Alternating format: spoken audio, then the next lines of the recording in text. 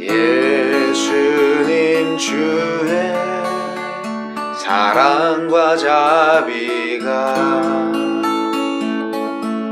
자유케 합니다. 죄의 속박에서 주가 십자가를 지셨습니다. 나를 위해 주 당신이 나의 전부입니다. 항상 지켜보호 하시네. 주 어디에서나 함께 계시네. 주님의 사랑은 신실해요.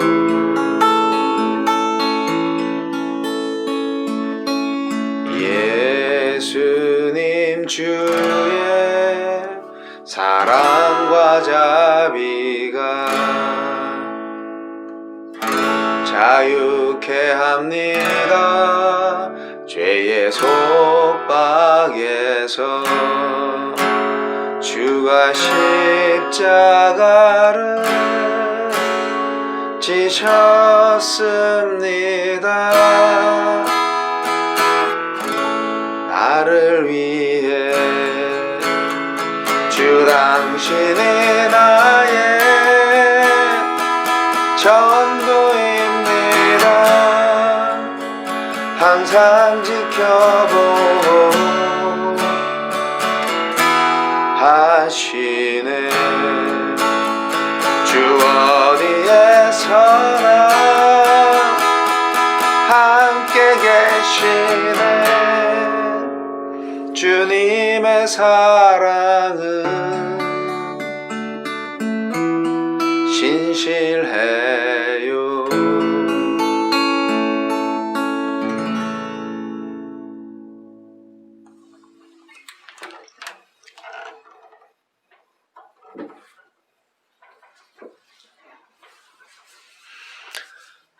하느님 아버지, 우리의 모든 삶 가운데 늘 함께 하시고 하느님의 사역으로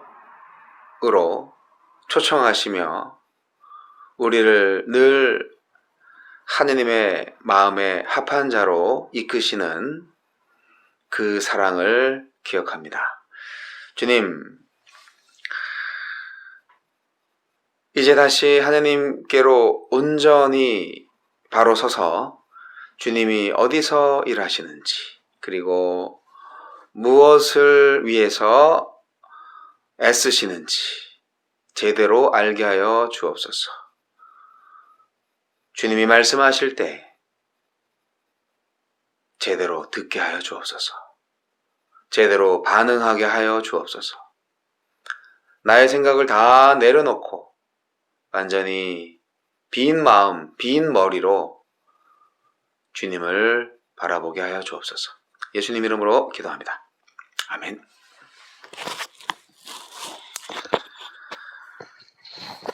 자, 하나님을 경험하는 삶을 줌을 통해서 화상 채팅으로 지난주에 했었잖아요. 2주간 했었는데 송구한 마음이 드는 것은 목요일 아침 시간에 저희 큰형님이 방광암 수술을 마치고 퇴원하시는데 저희 어머님이 퇴원에 맞춰서 병원과 가정을 방문을 하시려고 하셔서 제가 그 시간에 도와드려야 할 것 같아서 혹시라도 그 시간에 채팅을 못할 수가 있어요. 미국 시간차가 14시간이니까 그래서 부득불 녹화를 하려고 지금 카메라 앞에 섰습니다. 녹화가 나간다면은 그 일정이 되는 거고, 뭐 줌으로 만날 수 있다면 줌으로 만나는 거죠. 네. 자, 하나님은 그의 종들을 통해서 일하신다. 일부 시간입니다. 교재 34페이지. 자, 하나님을 경험하는 삶, 교재.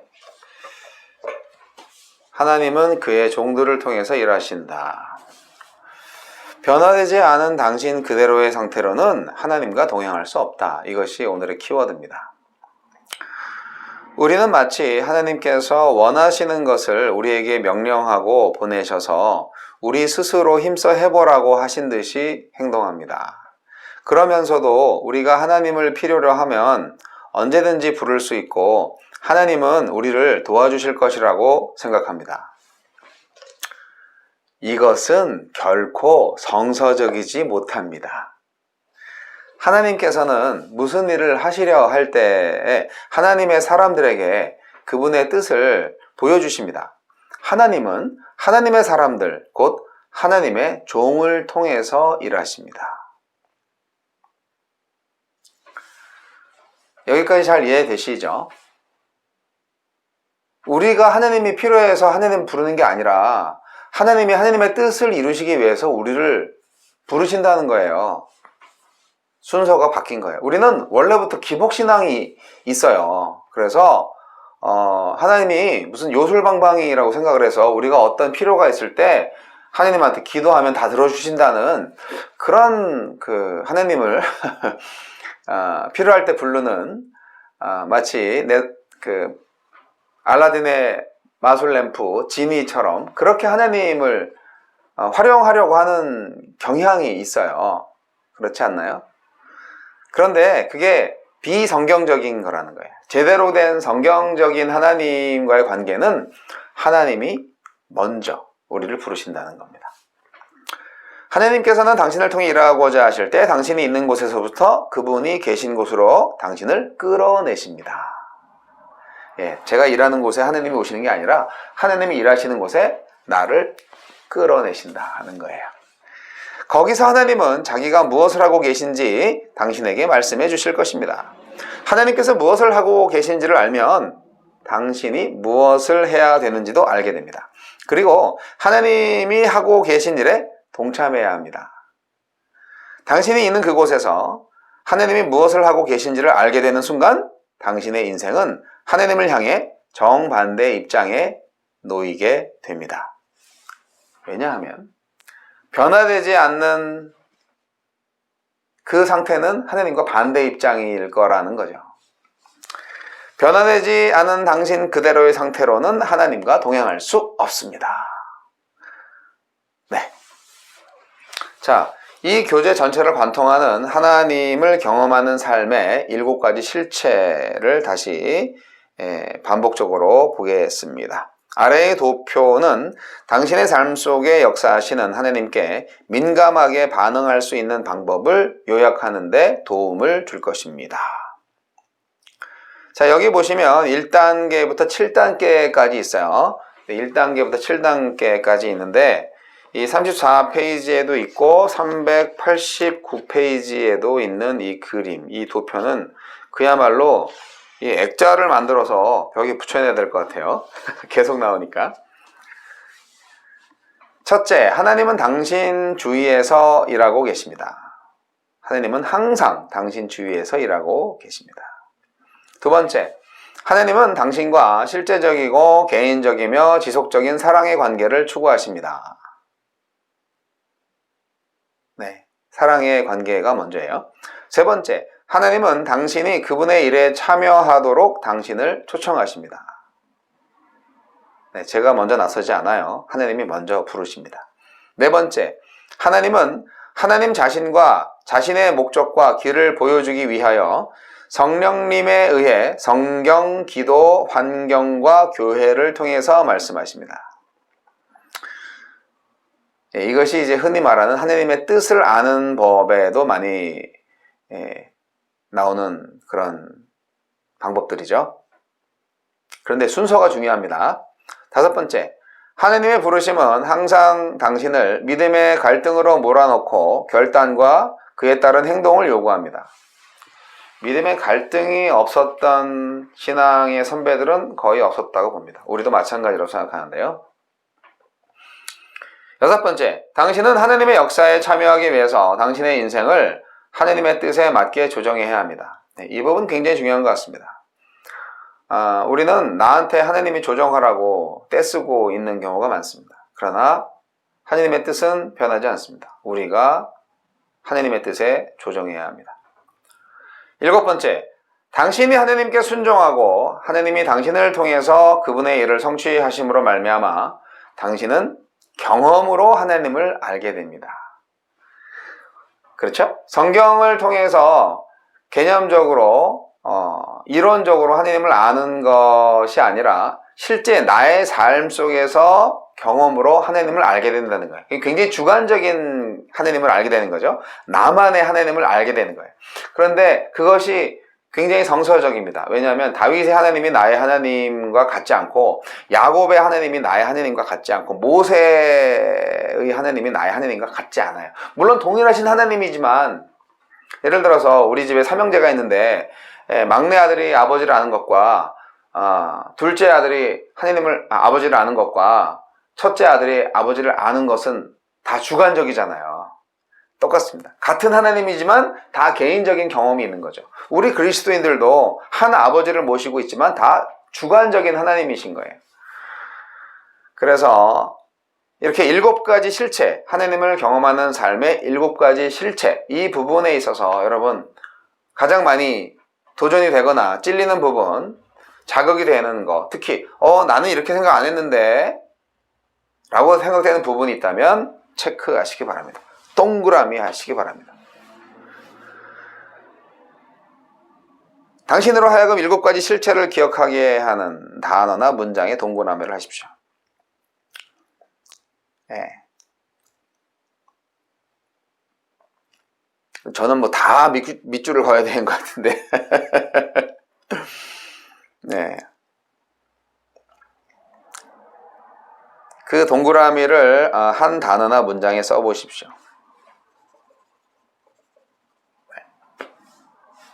7가지 실체를 하나하나 주의 깊게 읽어보고 의문사항이나 이해가 잘 안 되는 부분을 써보십시오. 네. 저는 쇼킹했던 게요. 이 교재를 맨 처음 만나서 이제 쇼킹했던 게 하나님은 항상 당신의 주위에서 일하고 계십니다 라는 그 첫 문장이 아주 샤킹했어요.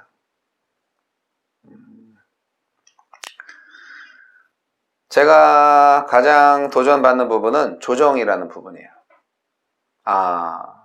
우리가 떼써서 하나님을 이용하는 게 아니라 하나님이 먼저 나를 부르시고 내가 하나님한테 맞춰야 되는 거구나.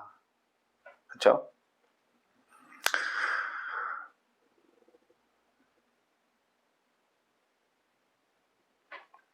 이 하나님을 경험하는 삶의 7가지 실체를 요약할 수 있는지를 물어보고 있습니다. 여기 D번에서 A, B, C, D번에서. 그래서 그거를 연습장에다가 이제 기억나는 대로 7가지 실체를 요약할 수 있는 거를 좀 써봐라.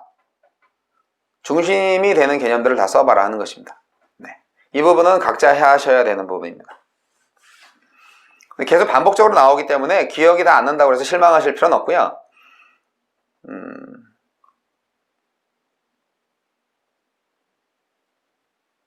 나중에는 어쩔 수 없이 알게 됩니다.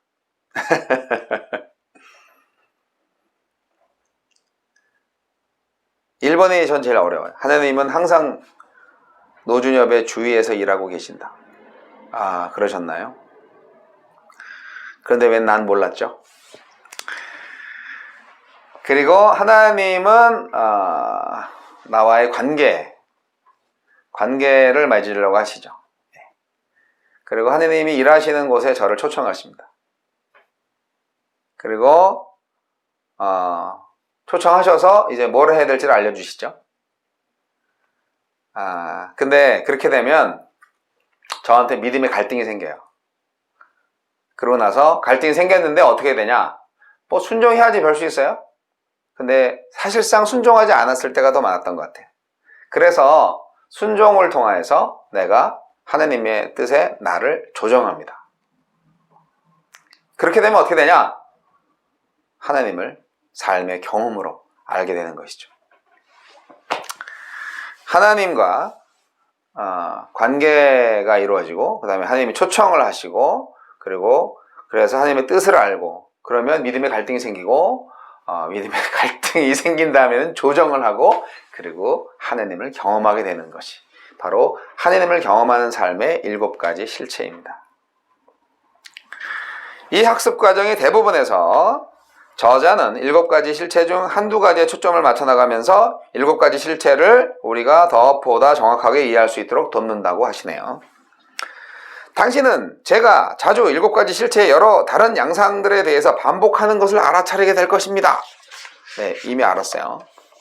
다른 경우에도 반복을 통해서 당신 인생에 개입하시는 하나님의 역사에 당신은 어떻게 반응해야 하는지를 배울 수 있도록 도와드릴 것입니다. 제발 도와주십시오. 위의 질문의 답으로 당신은 여러 가지 다른 단어나 문장들을 선택할 수 있었을 것입니다. 당신의 답이 저의 답과 틀릴 수도 있습니다. 그러나 다음은 제가 선택한 단어와 문장들입니다. 하나님 1, 사랑의 관계, 하나님의 일에 참여, 하나님의 말씀하심, 믿음의 갈등, 조정, 순종. 당신은 다음과 같은 질문을 할 수도 있습니다. 자, 질문. 하나님과 사랑의 관계에 들어가려고 할 때 필요한 것이 무엇인가? 그런 질문을 할 수 있죠. 질문. 하나님이 언제 내게 말씀하시고 계신지를 어떻게 알 수 있는가? 이 부분도 참 저의 질문이기도 합니다. 질문. 하나님이 어디서 일하고 계신지를 어떻게 아는가? 그렇죠. 참 궁금해요. 질문. 하나님이 내 인생에 어떤 조정을 해야 한다고 요구하시는가? 네, 많이 조정을 해야 된다고 요구하시는 것 같아요. 질문. 조정하는 것과 순종하는 것의 차이점은 무엇인가? 잘 모르겠네요. 자, 이제 알아갑시다. 많은 사람들과 개인적으로 혹은 그룹으로 함께 공부하면서 저는 위와 같은 질문들을 많이 받아왔습니다. 남아있는 학습 과정에서 저는 될 수 있는 대로 많은 질문에 답하도록 노력할 것입니다. 성경에 나오는 하나님이 쓰신 인물들의 삶에서 공통적으로 볼 수 있는 3가지 특성이 있습니다. 첫째, 하나님께서 그들에게 말씀하셨을 때 그들은 그분이 하나님이심을 알았다. 둘째, 그들은 하나님이 무슨 말씀을 하시는지 알아들었다. 셋째, 그들은 하나님의 말씀에 대한 반응으로 그들이 무엇을 해야 하는지를 알았다. 자, 당신과 하나님의 관계도 위의 것과 같아서 당신을 통해서도 하나님께서 같은 방법으로 역사하시는 것을 원치 않으십니까? 아니요, 원해요. 그렇게 해주시기를 원해요. 하나님께서는 당신을 그런 관계로 인도하기를 원하십니다. 이 공부가 당신을 도와줄 것입니다. 할렐루야. 자, 모세의 예를 보겠습니다. 모세를 부르신 것과 그의 사역은 하나님께서 성경의 인물들과 어떻게 함께 일하셨는지를 보여주는 좋은 예입니다. 출애굽기 2장, 3장, 4장을 보면 모세의 유년기와 하나님의 부르심에 관해 기록되어 있습니다. 성경의 다른 부분들도 모세가 어떻게 하나님의 뜻을 알고 따르게 되었는지 우리에게 가르쳐 줍니다. 이 교재의 맨 뒤에 첨부된 도표의 순서와 연관지어서 하나님께서 모세를 부르신 것과 모세의 반응을 살펴봅시다. 자, 이제 출애굽기 2장부터 4장까지 쫙 읽어주세요.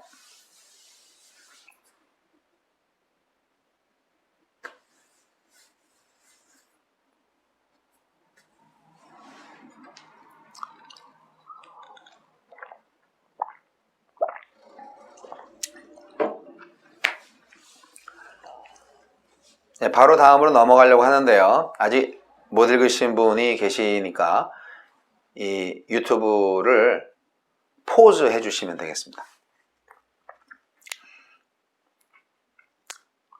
파일 용량을 줄이기 위해서입니다. 자, 넘어가겠습니다. 자, 하나님은 이미 모세 주위에서 일하고 계셨습니다. 네, 이 단계별로 가는 거예요. 자, 주요 구절. 출애굽기 2장 23절로 25절 말씀 여기 써 있습니다. 이스라엘 자손은 고된 노동으로 말미암아 탄식하며 부르짖으니 그 고된 노동으로 말미암아 부르짖는 소리가 하나님께 상달된지라. 하나님이 그들의 고통 소리를 들으시고 하나님이 아브라함과 이삭과 야곱에게 세운 그의 언약을 기억하사 하나님이 이스라엘 자손을 돌보셨고 하나님이 그들을 기억하셨더라. 예, 지금 하나님이 일하시는 것을 보고 계십니다. 두 번째로 하나님은 모세와의 개인적이고 실제적인 사랑의 관계를 지속적으로 추구하셨습니다. 하나님은 불붙은 떨기나무를 통해서 모세에게 나타나심으로 먼저 모세와의 사랑의 관계를 제안하셨습니다. 하나님은 모세에게 함께 애굽으로 들어가자고 하셨습니다. 출애굽기, 레위기, 민수기, 신명기의 여러 곳에서 하나님께서는 모세와의 사랑의 관계를 지속적으로 추구하셨음을 볼 수 있습니다. 여기 하나의 예가 있습니다. 여호와께서 모세에게 이르시되 너는 산에 올라 내게로 와서 거기 있으라. 네가 그들을 가르치도록 내가 율법과 계명을 친히 기록한 돌판을 내게 주리라. 모세가 산에 오르매 구름이 산을 가리며 여호와의 영광이 신의 산 위에 머무르고. 중략. 모세는 구름 속으로 들어가서 산 위에 올랐으며 모세가 40일 40야를 산에 있으니라. 출애굽기 24장 12절 그리고 15절로 16절 또 18절. 자, 세 번째 단계. 하나님은 모세가 하나님의 역사에 동참하도록 그를 초청하셨습니다. 자, 출애굽기 3장 8절과 10절. 내가 내려가서 그들을 애굽인의 손에서 건져내고 그들을 그 땅에서 인도하여 아름답고 광대한 땅, 젖과 꿀이 흐르는 땅에 데려가려 하노라. 이제 내가 너를 바로에게 보내어 너에게 내 백성 이스라엘 자손을 애굽에서 인도하여 내게 하리라. 정확하죠? 자, 이스라엘과 관련해서 하나님은 이미 무슨 일을 하고 계셨습니까? 이스라엘 백성들의 기도를 듣고 계셨고 그들을 보살펴 주셨어요. 그들을 기억하고 계셨습니다. 두 번째 질문. 하나님이 모세와 개인적이고 실제적인 사랑의 관계를 추구하셨다는 것을 나타내는 증거는 무엇이라고 생각됩니까? 시내산에서의 그 모습이죠. 40주야를 산에 있었다. 네. 그래서 산기도가 중요한가? 네, 모세가 산에 올라서 하나님과 데이트를 한 거에 대해서 한국교회는 열심히 기도원 운동으로 그 전통을 이어갔던 것 같습니다. 저도 기도원에서 많이 은혜 받았는데 꼭 산에 기도원일 필요는 없어요. 여하튼 세 번째 질문. 하나님이 이미 하고 계신 역사에 모세를 어떻게 동참시키셨습니까? 말씀하셨잖아요. 자, 이제 그 다음에 이제 해답이 그대로 나옵니다. 일단 우리가 먼저 이 세 가지 질문에 자기만의 답을 다 쓰시는 거고요. 방금 제가 말씀하셨듯이 제가 말한 것이 정답이 아닐 수도 있어요. 당연히 저의 주관적인 것입니다. 사실은 그 밑에 답이 나와요. 첫 번째, 하나님은 모세 당대에 무언가 하시려는 목적을 가지고 계셨습니다. 비록 광야의 도망자 신세로 있었지만 모세는 하나님의 계획에 꼭 맞게 준비되어 있었으며 하나님이 정하신 때와 하나님의 뜻 한가운데 서 있었습니다. 하나님은 이스라엘 자손들을 애굽에서 구원하시려 했습니다. 중요한 것은 모세를 향한 하나님의 뜻이 아니라 이스라엘 백성 전체에 대한 하나님의 뜻이었습니다. 네. 자, 두 번째 대답. 하나님은 끊임없이 여러 번 모세와 이야기하자고 함께 있자고 초청하셨습니다. 하나님이 먼저 모세와 관계를 맺으시고 지속시키셨습니다. 이 관계는 사랑에 기초한 것이었고 하나님은 매일 하나님의 친구인 모세를 통해서 그의 목적을 이루어 나가셨습니다. 자, 세 번째 단계 질문에 대한 답변. 하나님의 목적은 이스라엘 자손을 애굽에서 구원하시는 것이었습니다. 모세가 바로 하느님의 뜻을 성취하시는데 쓰임받은 장본인이었습니다. 자, 아모스 3장 7절 말씀 보시기 바랍니다. 굉장히 중요한 키가 되는 말씀이죠. 주 여호와께서는 자기의 비밀을 그 종 선지자들에게 보이지 아니하시고는 결코 행하심이 없으시리라.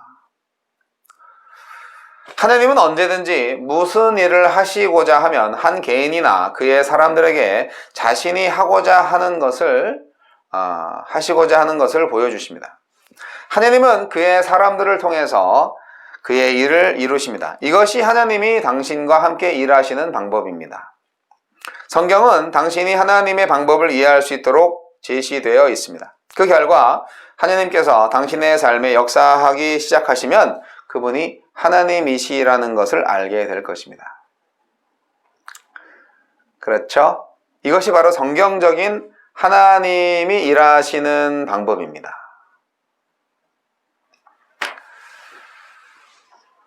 우리가 선교 사역을 할 때, 목회 사역을 할 때 과연 이런 순서대로 했는지 돌아보면 긴 것 같기도 하고 아닌 것 같기도 하고 그렇습니다.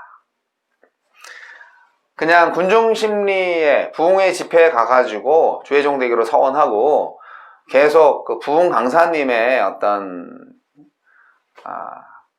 그런 설득? 감동적인 설교? 그래서 이제 결단하고 목회자 되기로 결심했는데 신학교 들어가서 여러 가지 공부를 하다 보면 사실 지금 돌이켜보니까 상당히 그 인본주의적인 선교와 목회의 목표점과 방법을 배웠던 것 같아요. 실제로 성경적인 방법을 배우는 데에는 좀 많이 한계가 있었지 않았나. 참 아이러니하게도 그렇다는 것입니다.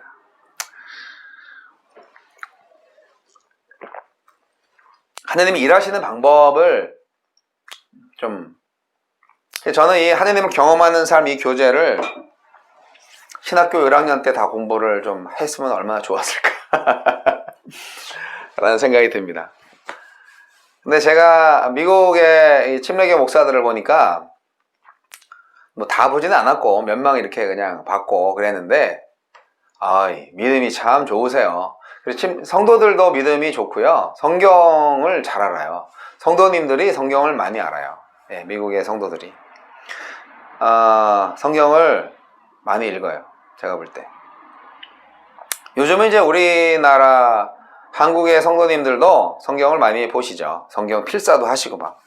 그런데 성경을 해석하는 능력이 정말 성령을 의지해서 성경을 보고 해야 되는데 저는 이 공부가 굉장히 유익할 거라고 생각을 합니다. 하느님이 내 주위에서 일하신다. 그거를 가르쳐주는 교수님이 아무도 없었어요. 네. 하느님은 너와 먼저 사랑의 관계, 지속적인 사랑의 관계를 원하신다. 그러셨나요? 그냥 저는 하나님이 부르시면 가서 결단하고 하면은 하나님이 다 길을 쫙쫙 열어주실 거라고 생각을 했는데 하나님이 생각보다 다 계획이 있으신 거예요. 하나님의 방법이 있으신 거예요. 그런데 참 많은 부분에 있어서 제가 계획을 세우고 제 방법대로 하면서 하나님 도와주세요 이랬던 것은 아니었나 많이 반성합니다. 자, 이 주제는 두 부분으로 되어 있기 때문에 무슨 주제? 하나님은 그의 종들을 통해서 일하신다는 주제. 일부가 이제 이번 과거든요. 그래서 여기서 학습을 마치고 다음 과에서 7가지 실체 중 4번부터 시작을 하도록 하겠습니다. 자, 이제 복습하시는 겁니다. 여러분 노트에다가 오늘 어떤 구절이나 성구 나의 가슴에 못이 박혔는가, 자극을 주었는가, 가장 뜻있게 와닿는가 써보시고 그 성구를 여러분의 기도로 바꾸시기 바랍니다. 자, 그리고 오늘 학습에 대한 반응으로 하나님은 과연 나에게 무엇을 원하시는가 한번 또 써보세요. 네. 다음 5과에서 이 부분이 마무리가 됩니다. 사실 이 1단원만 맞춰도 굉장히 우리의 생각이 좀 바뀌고 있다는 것을 알게 될 겁니다. 하나님을 경험하는 삶, 새로운 세계가 열리는 것 같지 않으십니까? 여러분, 다른 성경 공부랑 많이 틀립니다. 그래서 정말 시리어스하게, 진지하게 여기서 제시하는 이 원리들을 한번 일단은 받아들여 보세요. 그래서 뭐 이런 방법도 있겠지라는 것이 아니라 이 방법밖에 없다는 식으로 또 아주 굉장히 고집스럽게 이 하느님을 경험하는 삶의 7가지 실체에 대해서 가르쳐 주시고 계시거든요. 그러니까 일단 한번 열린 마음으로 배워보세요. 그래서 이 하느님을 경험하는 삶을 정말 경험하실 수 있기를 바랍니다. 하느님 아버지 감사합니다.